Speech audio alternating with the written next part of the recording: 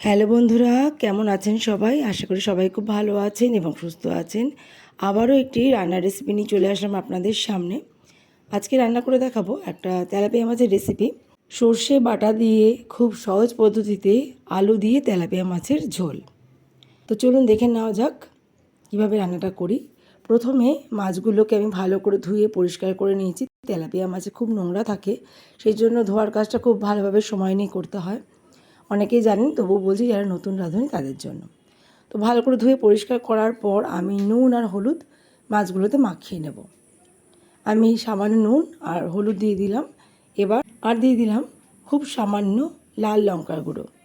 ঝাল শুকনো লঙ্কার গুঁড়োটা আমি এর মধ্যে ব্যবহার করলাম খুব সামান্য পরিমাণে। এটা স্কিপও করতে পারেন, শুধু নুন আর হলুদও মাখিয়ে রাখতে পারেন।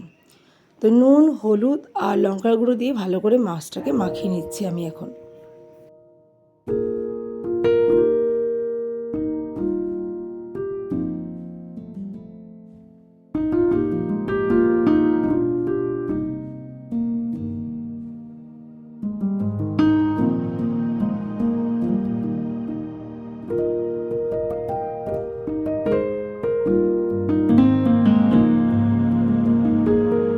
পাশে কড়াইতে সর্ষের তেল গরম বসিয়েছি আমি। সর্ষের তেলে এবার মাছগুলোকে ভেজে নেব। প্রথমে দুটো মাছ দিয়ে ভেজে তুলে নেব, তারপরে বাকি যে একটা মাছ রয়েছে সেই মাছটা ভেজে নেব। টোটাল 3টে মাছ আছে এখানে। তো মাছগুলো খুব ভালো করে ভাজতে হবে। তেলটাকে কিন্তু ভালো করে গরম করে নিয়েছিলাম আমি। আর এখানে একটা শিল পাটায় আমি বেটে নিচ্ছি কাঁচা লঙ্কা আর সর্ষে। 1 চামচ কালো সর্ষে আর 1 চামচ সাদা সর্ষে আর 5 থেকে 6টা কাঁচা লঙ্কা আমি সামান্য লবণ দিয়ে শিলনোড়ায় বেটে নিচ্ছি। এদিকে মাছ ভাজার কাজটা হয়ে যাচ্ছে। আমি মিডিয়াম টু হাই ফ্লেমে মাছগুলোকে ভেজে নিয়েছি। একটু মাছটা উল্টে দিলাম, 1 পিঠ ভাজা হয়ে গেছে। আর মাছটা কিন্তু বেশ ভালো করেই ভাজতে হবে। মাছ ভেজে তুলে রেখেছি। এখানে ওই তেলের মধ্যে দিয়ে দিলাম কালো জিরে ফোড়ন। আমি কিন্তু আর তেল ব্যবহার করিনি। মাছগুলো ভাজার পর যেটুকু তেল পড়ে আছে সেই তেলে বাকি রান্নাটা করব। আর এই যে দেখুন মাছটা ভেজে তুলে রেখেছি। এবার এর মধ্যে এক এক করে আলু দিয়ে দেবো আমি। একটা গোটা মাঝারি সাইজের আলু আমি বড় বড় করে 4 টুকরো করে কেটে নিয়েছি। একটু বড় করেই কেটেছি আলুগুলো, আমাদের ভালো লাগে এটা। আর আলুটাকে এবার খুব ভালো করে ভেজে নেব। আর আলুটাকে আগে থেকে আমি নুন আর হলুদ মাখিয়ে রেখেছিলাম। তো দেখুন আলুটা কিন্তু বেশ ভাজা হয়ে গেছে, সুন্দর একটা রং চলে এসেছে আলুর মধ্যে। এই সময় দিয়ে দিলাম আমি একটা টমেটো কুচি। টমেটো কিন্তু অপশনাল, চাইলে আপনারা নাও দিতে পারেন। আমার কাছে টমেটোটা ছিল তাই দিয়ে দিলাম। টমেটো ছাড়াও কিন্তু রান্নাটা খুব ভালো লাগে। টমেটোটা হালকা ভেজে নিয়ে দিয়ে দিলাম এর মধ্যে সর্ষে বাটা। সর্ষে আর কাঁচা লঙ্কা আমি শিলনোড়ায় পেস্ট করে রেখেছিলাম, সেই সর্ষে বাটাটা দিয়ে দিলাম। লো টু মিডিয়াম ফ্লেমে সর্ষেটাকে একটু ভেজে নেব কয়েক সেকেন্ড। আর সামান্য জল ব্যবহার করলাম। সর্ষের বাটিটা ধুয়ে সামান্য জল দিয়ে দিলাম, তাহলে সর্ষেটা পুড়ে যাবে না।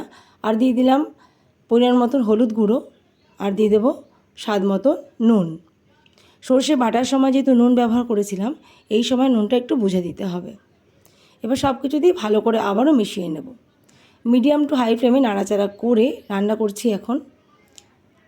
হালকা করে একটু সর্ষেটা রান্না করব, খুব বেশিক্ষণ ভাজলে আবার তেতো হয়ে যাবে।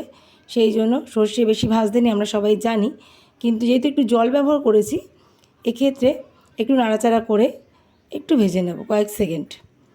এরপর আমি ঢাকা দিয়ে গ্যাসের ফ্লেমটাকে একদম লো করে দেবো। লো ফ্লেমে 2 থেকে 3 মিনিট রান্নাটা হতে দিয়েছি। দেখুন জল ছেড়েছে, নুন দিয়েছি, টমেটো দিয়েছি, যেহেতু একটু জল বেরিয়েছে। আবারও সব কিছু নাড়াচাড়া করে একটু মিশিয়ে নেব। মিডিয়াম ফ্লেমে খানিকক্ষণ রান্না করে নেব। এখানে দেখছি টমেটোটাও সেদ্ধ হয়ে গেছে।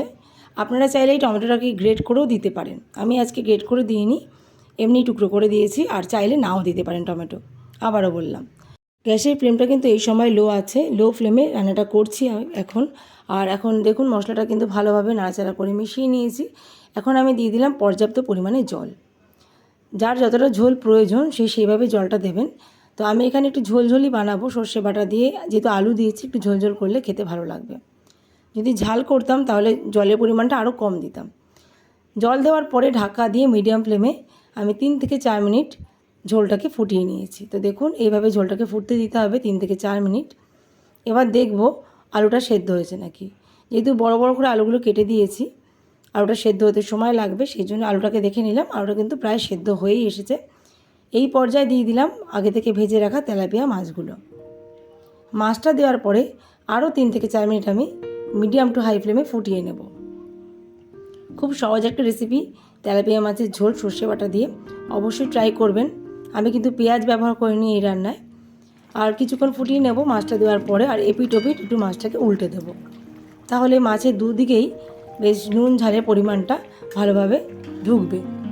মাছটা দিয়ে 3 থেকে 4 মিনিট ফুটিয়ে নিয়েছি আমি। আলুগুলোও ভালোভাবে সেদ্ধ হয়ে গেছে। এবার গ্যাসের ফ্লেমটাকে অফ করে আমি মাছের ঝোলটা নামিয়ে নেব। খুব সহজ না রেসিপিটা বলুন?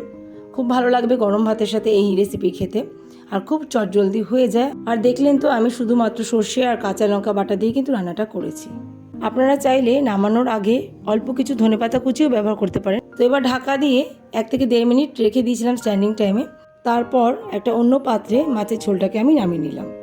তো দেখুন কত সুন্দর দেখতে হয়েছে, খেতেও কিন্তু অসাধারণ সুস্বাদু হয়েছিল। গরম গরম ভাতের সাথে এরকম যদি সর্ষে বাটা দিয়ে একটা তেলাপিয়া মাছের ঝোল হয় তাহলে খাওয়াটা কিন্তু জমে যাবে। আজকের রেসিপি কেমন লাগলো জানাতে ভুলবেন না। ভালো লাগলে একটা লাইক দিয়ে কমেন্ট করে অবশ্যই জানাবেন।